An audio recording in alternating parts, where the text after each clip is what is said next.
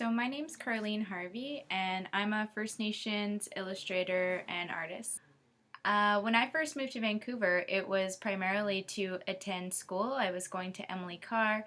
After graduating from school, I was interested in still working in the arts, but I wanted to find a scene that was more inclusive, and I found that working with youth and at a community level was a lot more rewarding. So I actually found this magazine called Redwire Magazine.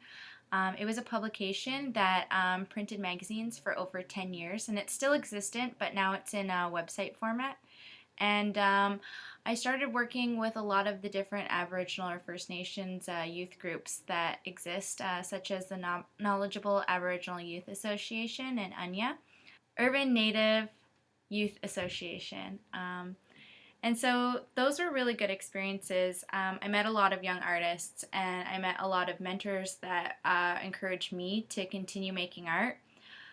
Yeah, I think living in Vancouver helped me better identify as First Nations because, I grew up in the suburbs and moved to Vancouver, and it was only when I moved to Vancouver where like those questions about where you came from and who you are and what kind of work do you make that kind of contributes to your identity.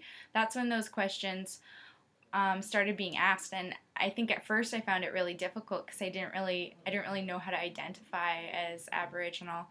And it was a long process, and it wasn't just the art scene that contributed to it. It was also finding those mentors that exist in the city that have people that have a really strong idea of who they are, and not necessarily telling other people what to think or how they should be, but just encouraging them to just keep exploring and keep asking questions that you might find really challenging and maybe really political or just really hard to ask.